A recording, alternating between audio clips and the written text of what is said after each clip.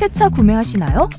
카동의 실시간 금융 데이터 분석으로 금리는 낮게, 캐시백은 높게. 전문 매니저를 통한 견적 비교와 계약을 한 번에. 내 차 비싸게 팔고 꼼꼼한 출고 점검 및 프리미엄 패키지까지. 이 모든 혜택을 카동에서 한 번에. 새 차 살 때 카동.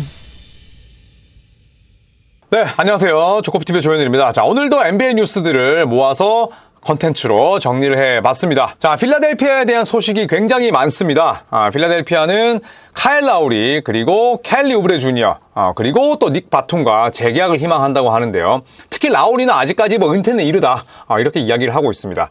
카일 라우리는 FA로 풀리게 되는데, 이 카일 라우리의 고향 자체가 필라델피아입니다. 그래서 마이애미에서 필라델피아로 유니폼을 갈아입고 필라델피아 홈 첫 경기를 치렀을 때 필라델피아 팬들로부터 굉장히 많은 기립박수를 받았죠. 자, 그래서 이 카일 라우리 같은 경우에는 필라델피아와 서로 엄청난 상호 관심이 있다, 또 이렇게 이야기를 했었고, 이에 앞서서도 필라델피아는 켈리 우브레 주니어, 카일 라우리, 닉 바툼과는 재계약을 원한다. 왜냐하면 이 세 명 모두 좋은 활약을 펼쳤고, 또 셋 모두 다 현재 새로운 CBA 아래에서 그렇게 어처구니 없는, 터무니없는 금액을 요구할 것 같지는 않다. 그래서 이 세 명을 원한다라고 이야기를 했습니다.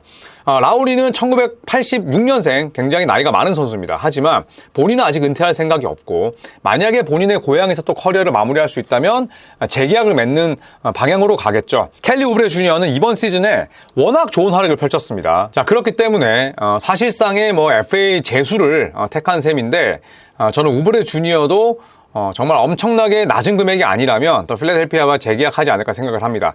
닉 바툼 같은 선수들은 필라델피아가 우승하기 위해서 꼭 필요한 그런 자원이죠. 링커 역할도 할 수 있고, 앵커 역할도 할 수 있고, 플레이메이킹 가능하고, 스팟업 슈팅 되고요. 그 다음에 하프코트까지 볼을 운반할 수 있는, 어떻게 본다면 조엘 엠비드와 타이리스 맥시 사이에 가교 역할을 할 수 있는 자원입니다. 그렇기 때문에 저는 이 세 명은 반드시 잡아야 된다고 생각을 합니다. 자, 그리고 미칼 브리지스가 필라델피아로 돌아올 수 있다라는 또 보도가 나왔습니다. 이 미칼 브리지스 하면 어머니가 필라델피아의 구단 관계자였고, 그 다음에 미칼 브리지스를 처음에 드래프트한 팀도 필라델피아였죠. 하지만 자이어 스미스를 영입하기 위해서 미칼 브리지스와 픽을 주면서까지 자이어 스미스를 데려왔습니다. 하지만 자이어 스미스는 여러 가지 부상도 있었고, 또 알러지 반응 때문에 NBA에서 제대로 뛰지도 못했어요. 알러지 반응 때문에 목숨이 위험하기도 했었습니다. 그래서 결론적으로 놓고 보자면 미칼 브리지스를 내보낸 그 필라델피아의 결정은 완전 실패로 돌아간 거죠. 돌고 돌아서 다시 브리지스를 데려오고 싶다라는 그런 보도였는데, 일단 방법은 이렇습니다. 브루클린이 많은 픽을 받는 대가로, 왜냐하면 지금 브루클린은 픽이 완전 바닥 났잖아요. 듀란트 때도 그렇고 워빙 때도 그렇고. 그렇기 때문에 픽을 많이 받는 조건으로 미칼 브리지스를 필라델피아로 내보내는 거죠. 그런데 이 딜이 완성이 되려면 아무래도 삼각 트레이드 정도로 나와야 됩니다. 난이도가 낮지는 않아요. 그렇기 때문에 성사 가능성이 저는 그렇게 크다고 보진 않습니다만, 어쨌든 필라델피아는 미칼 브리지스나 혹은 지미 버틀러처럼 본인들이 품고 있었다가 아쉽게 놓친 이런 선수들을 지금 많이 영입을 하고 싶다라는 또 보도입니다. 자, 그리고 참고로 미칼 브리지스는 휴스턴 로켓츠가 굉장히 또 관심을 많이 가지고 있다고도 하죠.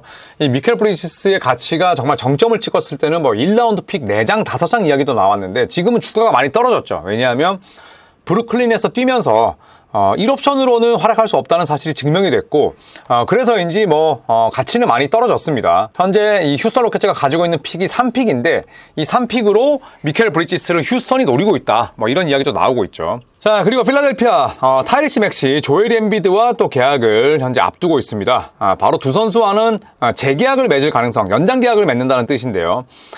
특히나 이 타이리스 맥시와는 5년 205밀, 그러니까 연간 한 40밀, 41밀 되는 셈인데, 요즘 정말 천정부지로 치솟은 그런 셀러리 캡에 비하면 상대적으로 나빠 보이지 않습니다.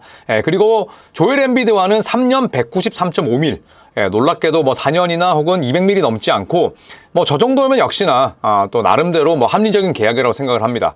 엔비드는 지난 시즌 39경기밖에 뛰지를 못했지만 분당 1득점이 넘었어요. 33.6분 뛰면서 34.7득점, 리바운드 11개, 어시스트 5.6개를 기록을 했고요. 타이리스 맥스는 지난 시즌에 70경기나 활약을 했습니다. 25.9득점, 어시스트 6개, 필드골 45%, 트루 슈팅 퍼센테이지가 57.3%였는데 이 두 명과는 뭐 향후 3년, 4년 동안 이제 우승을 노릴 수 있는 체제로 가겠다는 거죠. 그래서 필라델피아의 올 여름 가장 큰 화두는 맥시, 엔비드를 도울 수 있는 슈퍼 3옵션을 영입을 하는 겁니다.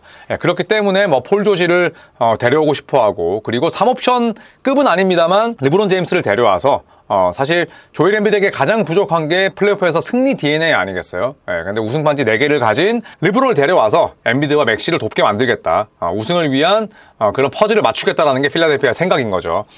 자, 뭐 엠비드 그리고 맥시와의 계약은 당연한 수순입니다. 예정된 수순이고요. 결국 필라델피아는 올 여름 FA 시장에서 어떤 선수를 데려오느냐가 더욱더 큰 화두이자 관심이라 볼 수가 있죠. 자, 그리고 제프 밴 건디 전 해설자가 보스턴 셀틱스의 어시스턴트 코치로 합류할 수 있다는 가능성이 점쳐지고 있습니다.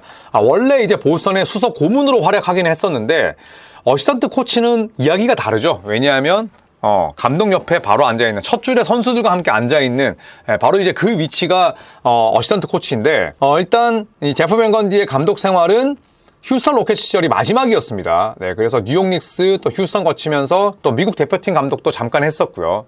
어린 팀들이 이끌었던 지역 예선을 이끄는 그런 감독 역할을 맡기도 했었는데 일단 보스턴 셀틱스는 현재 어시스턴트 코치의 유출이 있었습니다. 바로 찰스 리 코치가 결국 다른 팀 감독으로 가게 됐잖아요. 그러면서 아주 유능한 코치를 잃었고 지금 샘 카셀 코치도 다른 팀들과 계속 링크가 돼 있습니다.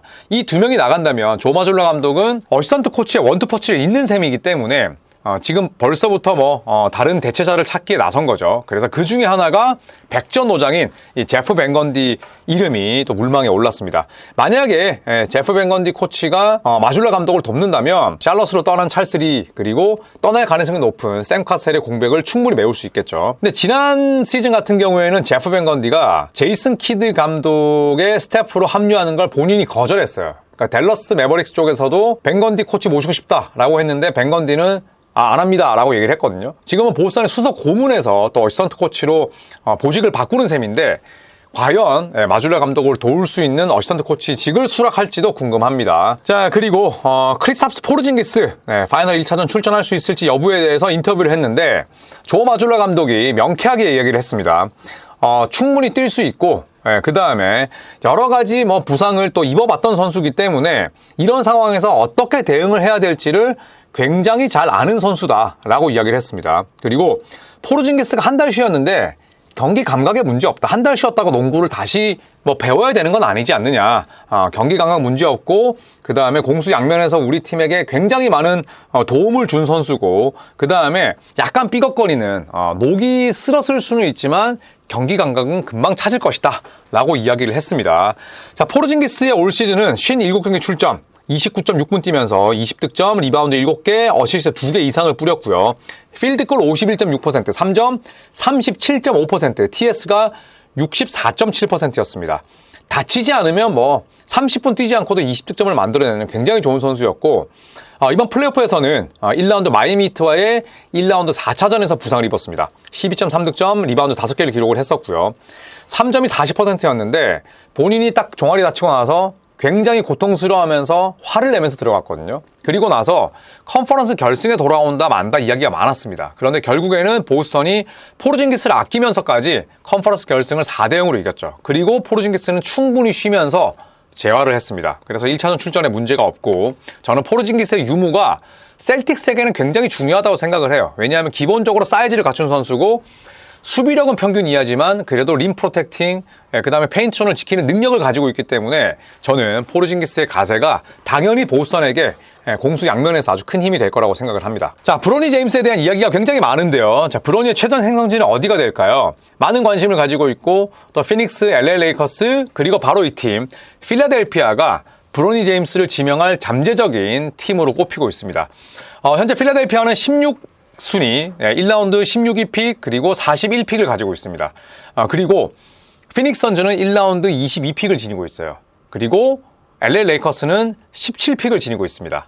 그런데 필라델피아가 16픽, 그 다음에 레이커스가 17순위잖아요. 레이커스 바로 앞에 필라델피아가 브로니 제임스를 지명할 수 있는 권리를 가지고 있는 셈인데, 일단은 지금 브로니 제임스와 드래프트 워크아웃을 하고 싶어 했던 팀들이 10개가 있었습니다. 그런데 브로니 제임스는 피닉스와 레이커스를 제외한 나머지 8개 팀과는 드래프트를 전면 취소했어요. 이 말이 뭐냐면 내가 어느 정도는 이 팀으로부터 이야기를 들은 게 있고 그 다음에 내가 이 팀의 지명을 받을 그런 자신감, 확신이 있기 때문이거든요.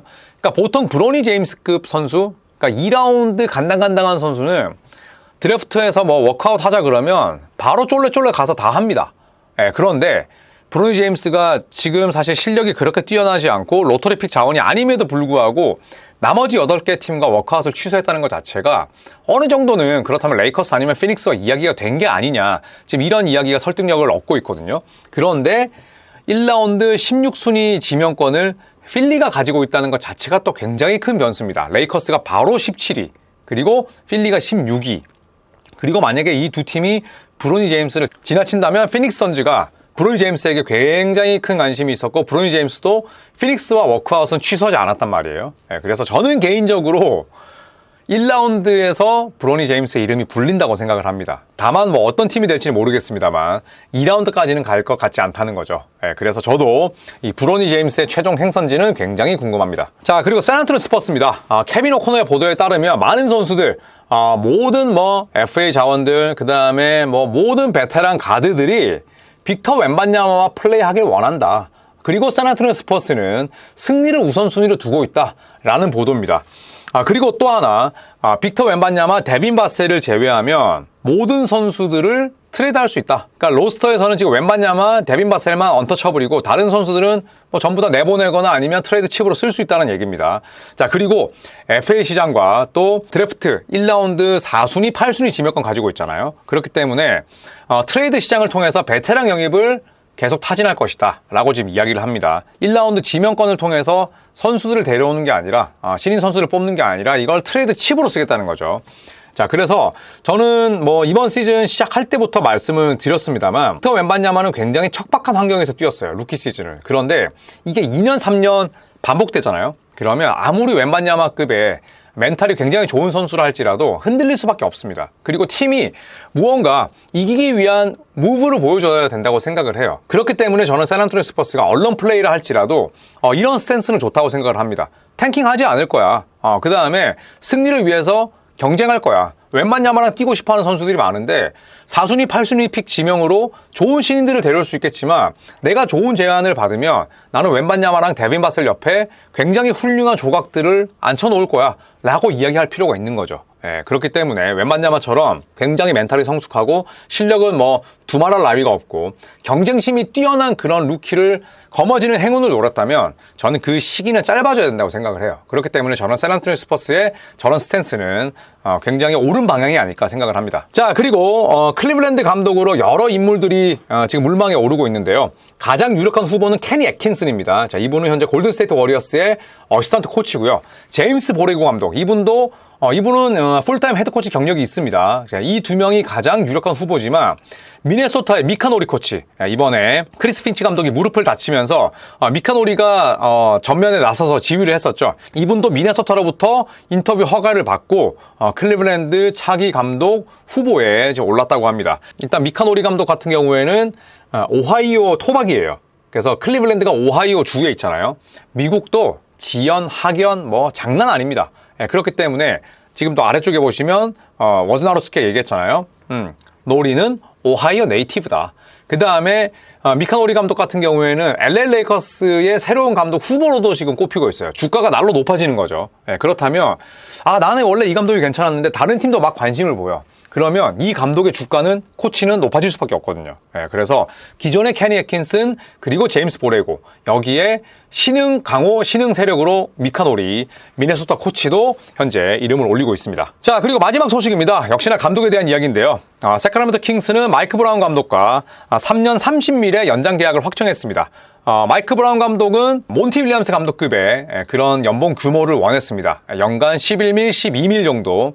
그리고 세크라멘토는 마이크 브라운 감독의 능력은 인정하지만 지난 2년 동안 봄농구의 성과는 아쉬웠다. 그래서 좀 깎자. 뭐 이렇게 나온 걸 텐데 결국에는 연간 10밀에 합의를 봤고요.